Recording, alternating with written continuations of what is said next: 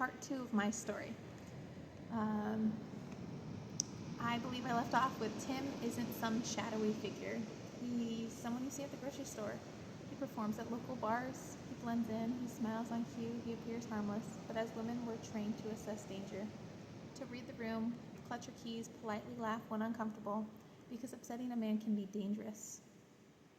On February 12th of 25, Tim's lawyer subpoenaed and deposed my then boyfriend, Alan, trying to find dirt. Nothing was found. On March 24th, after an intense breakup with Alan, he called Tim. Together they concocted a plan to remove my daughter from me. And that's what I have on tape. A recording Tim made himself on his phone. He sent it to my lawyer, just for me to hear. It was recorded the day before he assaulted me.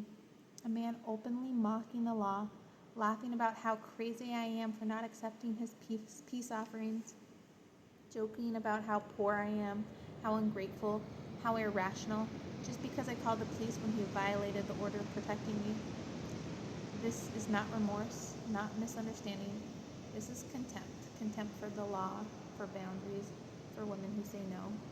Tim is not the only one.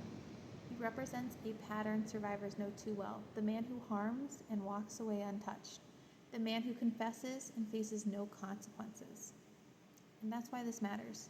Because when there's proof and still no justice, what chance do the rest of us have?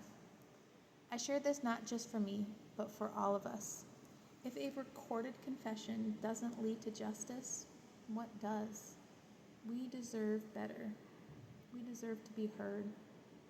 We deserve to be safe.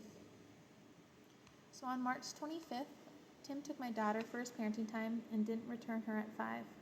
At 4:54, he texted me that he had a court order and he would not return her. I called him, called the police, I called his lawyer, who refused to talk to me. The police told me to meet him at his house. I went door to door calling, the police knocking, trying to find my daughter.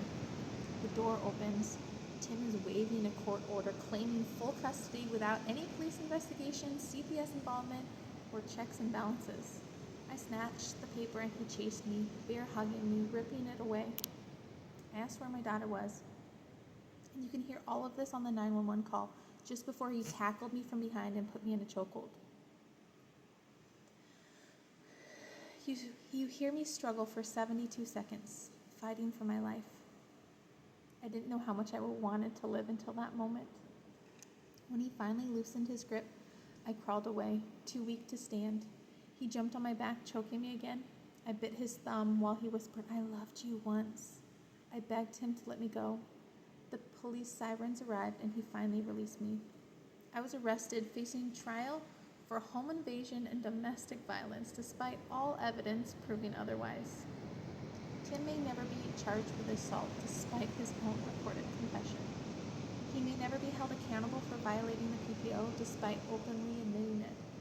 We live in a time where truth feels subjective. Where standing up means offending someone else, where information is everywhere but we are afraid to act. But there are women who know enough, who have all of the evidence, who are still ignored, still hurt. And I am one of them. I have a 911 recording. You hear me asking for my daughter, and 72 seconds of silence as I fought for my life, and begging to be let go after 3 assaults. I have the perpetrator's own recorded confession admitting PPO violations that legally count as stalking and harassment. I have police reports, petitions, and letters citing laws that allow PPO violations to be prosecuted years later.